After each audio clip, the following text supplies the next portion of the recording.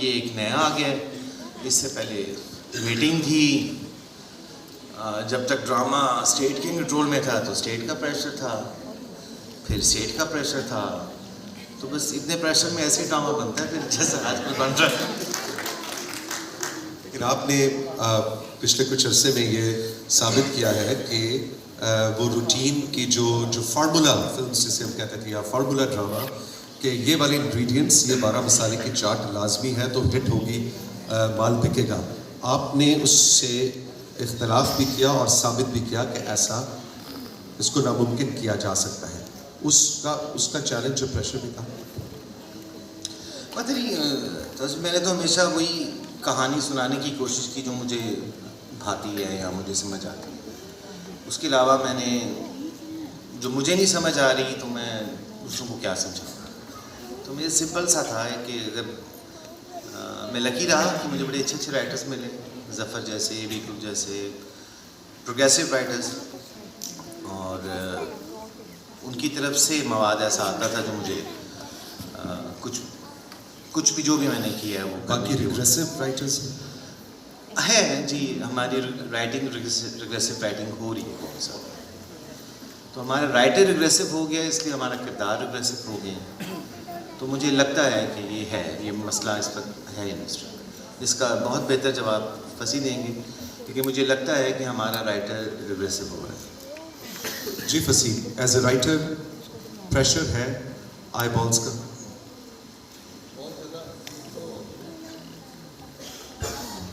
ये बड़ा दर्दनाक जिसे कहना चाहिए वाक़या है जो हम लोगों के साथ हो रहा है मुसलसल, कि हम देख रहे हैं कि जब हम काम करना शुरू होते हैं, जितने भी हम राइटर्स कर रहे होते हैं, तो मसला ये होता है, एक तो हमारी अपनी सोच होती है, वो सोच को हमारे साथ रहने नहीं दिया जाता।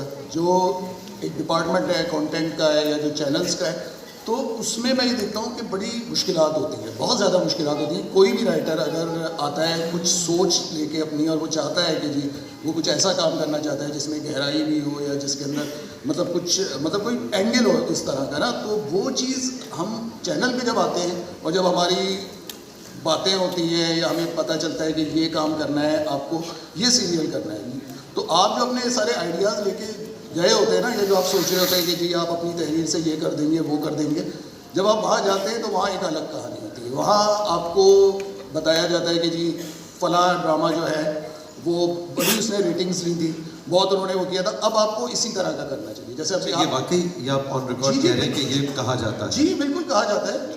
मतलब लेकिन फसी बारी खान ने भी तो ऐसे यूनिक चीज़ें दी हैं। फसी बारी खान पे से मुराद, नॉट यू योरसेल्फ, बट आप जैसे एक सीजन और रेटिंग्स देने वाले राइटर पे ट्रस्ट क्यों नहीं करता कंटेंट डिपार्टमेंट के? अच्छा यार इसको खेलने दो, ये कोई नई खेल लेके आ रहा है, खेलने दो हमें, वी शुड ट्रस्ट हिम।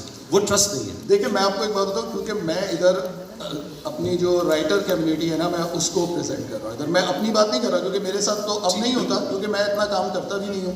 5 साल पहले मैंने एक सीरियल किया था, अब मैं लिख रहा हूँ, तो मेरे साथ तो ये नहीं होता। लेकिन मैं एक मजमूई बात बता रहा हूँ, क्योंकि ये वो लड़के लड़कियाँ हैं जिनको मैं जानता हूँ कि इनके अंदर बड़ी डेप्थ है, ये बहुत अच्छा लिखने वाले हैं, इनको मौका मिलेगा ये बहुत अच्छा लिखेंगे।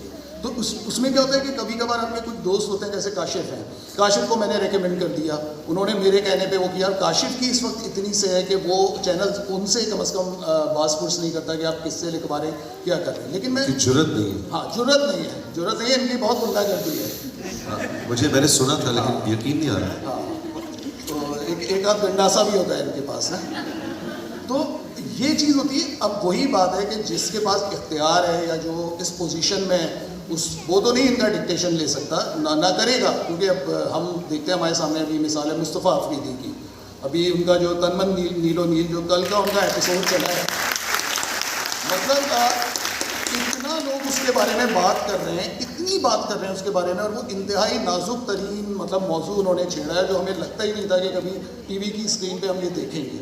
हालांकि हम 4-5 लोग इकट्ठे होते हैं, हम लोग बात करते हैं कि यार इस पे होना चाहिए, इस पे होना चाहिए, लेकिन जुर्रत, मैं कहता हूँ वो चैनल की भी जुर्रत है उसकी कि उसने किया। फिर मुस्तफ़ा ने जिस तरह उसको लिखा, मुस्तफ़ा अफरीदी ने, तो मैं कहता हूँ मुस्तफ़ा अफरीदी जैसे लोग जो है ना वो सोर्स ऑफ इंस्पिरेशन है।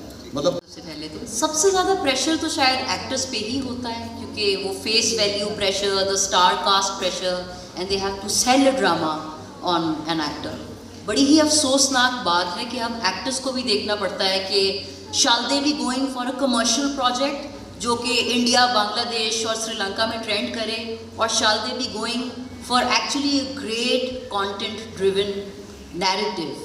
तो व्यूज़ का प्रेशर तो है। अब रील फीते वाले नहीं रही, अब रील वो वाली बन गई कि 60 सेकंड में आपको इंस्टाग्राम पे आवाम को अपनी पूरी कहानी बयान कर देनी है, उनको हुक कर लेना है।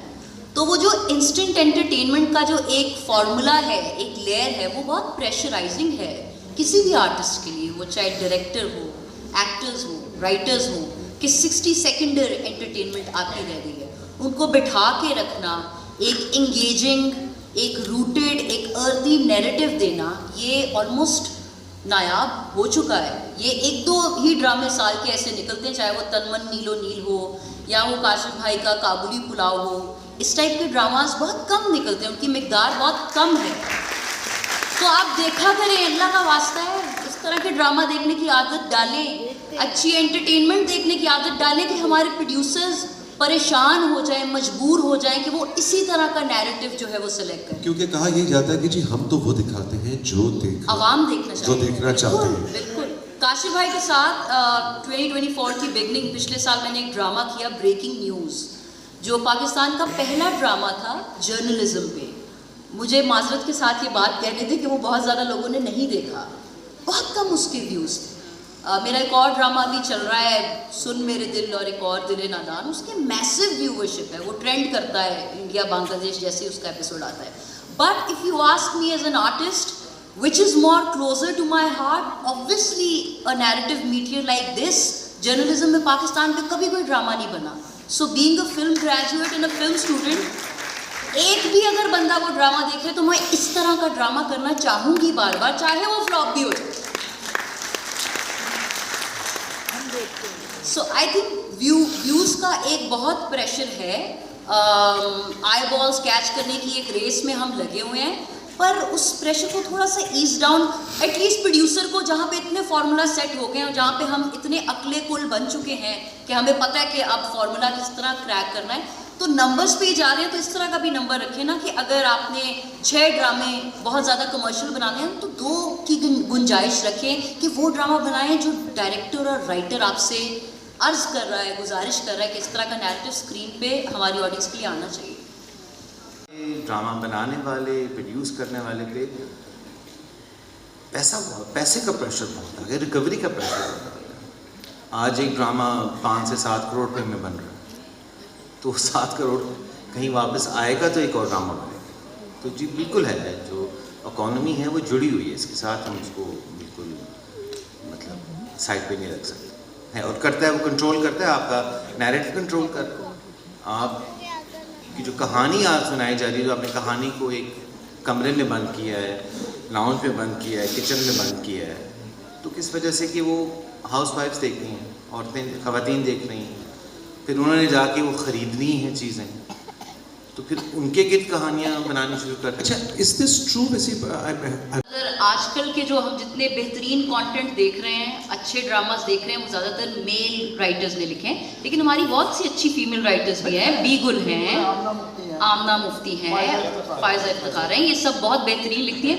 लेकिन मुझे ऐसा लगता है उससे भी ज़्यादा एक जो फुकदान है, एक जो कमी है, वो जो इतनी यूनिवर्सिटियों से, या यूनिवर्सिटियों से, फिल्म स्कूल से नहीं भी निकले, जो बस अल्लाह ताला की तरफ से अच्छे राइटर्स, नए बच्चे निकल रहे हैं, उनके पास एवेन्यूज़ नहीं है, एक चैनल उन पे ट्रस्ट नहीं करता, वो चैनल की भी हायरार्कीज़ हैं। एक प्रोड्यूसर है जिसको पता है कि उसका क्या मंजन बिकता है, वो अकले कुल बन जाता है फिर, और उसे पता है कि मुझे नब्ज़ पता है ऑडियंस की, कि ऑडियंस क्या देखना है। मैं यहाँ से एक नब्ज़ सीख के जाऊँगा, अकले कुल। हाँ, एग्जैक्टली। उसके नीचे फिर एक कंटेंट हेड होता है या होती हैं जो सारा मॉनिटर कर रहे होते हैं। तो आपको एक बहुत अफसोसनाक बात बताऊं, मुझे रिसेंटली मैंने ये चीज़ रियलाइज़ की कि जब ड्रामा लिखवाया जा रहा होता है तो सिर्फ चैनल, कंटेंट हेड और राइटर इन्वॉल्व होता है, हमारा डायरेक्टर तो बाद में आता है। और बाद में जिसने कहानी स्क्रीन पे ट्रांसलेट करनी है उसको आप आइसोलेट कर देते हैं इस पूरे प्रोसेस से। This is very shameful. तो सबसे पहले तो यही अगर चेंज कर लें तो वहीं से आई थिंक शुरुआत एक नई सोच, एक नए विजन को स्क्रीन पे ट्रांसलेट करने की हो जाएगी। और दूसरा, आई थिंक द डे आप जो ऑलरेडी बने हुए हैं उन्हीं को स्टार ना बनाते जाएं, जो ऑलरेडी अक्लेम्ड है उन पे सबको भरोसा थोड़ा ज़्यादा होता है। वो किसी ने वासेपुर का एक रद्दी से उठा के स्क्रिप्ट एक बच्चा लेके आया था वहाँ के कानपुर से, उसने अनुराग कश्यप को दिया कि ये मेरे कोई 1000 सफ़े हैं, ये पढ़ लें। उस डायरेक्टर की एक आप महानता देखिए कि उसने पढ़े, उसने वो रद्दी का सामान पढ़ा और उसमें से एक कहानी निकाली जो पूरी दुनिया में अप्रिशिएट की गई। कभी आपने यहाँ पे किसी चैनल, किसी प्रोड्यूसर, किसी और का सुना है कि उन्होंने नए निकले हुए बच्चों के स्क्रिप्ट को इतनी इम्पोर्टेंस दी गई हो या दी जाए? आई थिंक जिस दिन ये डाइजेस्ट नहीं कर सका इसको ना, कि पॉसिबल कैसे है कि डायरेक्टर इन्वॉल्व ना हो तो कहानी कैसे सुनाएगा। वो 3-4 ऐसे आई एम सॉरी डायरेक्टर्स हैं, अब ये लोग एक्सेप्शन हैं, ये डायरेक्टर की भी सीट से ऊपर शिफ्ट कर चुके हैं। ये तो अपने आप में पाकिस्तान के वो विजनरीज हैं जो सबसे ऑनेस्ट और फियरलेस स्टोरी टेलिंग कर रहे हैं, लेकिन जो बाकी पूरी इंडस्ट्री है, जो बाकी के डायरेक्टर्स हैं, उसमें ये लेकिन मुझे समझाओ तो सही कि बगैर अगर डायरेक्टर के इन्वॉल्व की होता क्या है? वो जो स्क्रीन पे आपको नज़र आ रहा है वही होता है। जो मेजॉरिटी नज़र, जो खामियां नज़र आ रही है वो इसी वजह से होता है। अच्छा फसी, आपने एक बड़ा इंटरेस्टिंग काम किया पिछले कुछ अरसे में, बहुत ज़्यादा जिसे कहना चाहिए अहमियत है, और मैंने इसी वजह से मैंने खुद अपना एक चैनल यूट्यूब पे कबाड़ खाना के नाम से मैंने वो किया, क्योंकि मुझे लगता है आने वाला वक्त हमें उसी तरफ ले जा रहा है। दूसरे जो मुझे लगता है सोशल मीडिया की जो फ़ायदा है, या यूट्यूब पे आप अगर अपना कोई चैनल करें, सबसे बड़ा फ़ायदा है कि आप अपने अंदर की भड़ास निकाल सकते हैं जो हम टीवी पे नहीं निकाल सकते। बहुत से ऐसे टॉपिक्स होते हैं जिन पे आप बात करना चाहते हैं, आप टीवी पे नहीं कर सकते। तो मुझे तो अगर कहेंगे, मुझे तो सबसे बड़ा ज़रिया लगता है अपनी भड़ास निकालने का। लेकिन हाँ, मैं ये कहता हूँ क्योंकि पहुँच हर एक की पहुंच में सोशल मीडिया, तो बाज़ दफ़ा ये होता है आपकी कुछ चीज़ें होती हैं जो आप नहीं लोगों ने देखी होती ना, तो आप उसको इंस्टा पे आप उसको कर देते हैं, फेसबुक पे वो कर देते हैं, तो वो आपको एक नई रीच मिलती है। और अब वही बात है कि ड्रामा उर्दू जहाँ जहाँ बोली जा रही है, तो जाहिर सी बात है ये चीज़ें एक जगह से दूसरी जगह वो होती रहती है। तो मुझे ऐसा लगता है कि सोशल मीडिया की वजह से ये होता है कि बहुत सी ऐसी चीज़ें कि जो अननोटिस चली जाती हैं, मतलब मुझे उसका ये बेनिफिट लगता है कि उसकी वजह से लोग उसका नोटिस लेते हैं। मतलब जैसे अब लिंक आप शेयर करते हैं तो बहुत से लोग हैं जिन्होंने नहीं देखा होता तो वो जाके सोशल मीडिया पे देख लेते हैं। तो लेकिन मैं कहता हूँ कि सबसे बड़ी बात यह है, देखिए सबसे बड़ी बात है कि आपको लोगों को इजहार की आज़ादी देनी चाहिए। कोई ये नहीं है कि हम यूट्यूब ही ढूंढें उसके लिए। मेरा दिल चाहता है कि काश वो देना है कि जब टीवी पे भी आप अपनी बात इसी तरह ताकत के साथ कह सकें। क्या काशिफ निसार को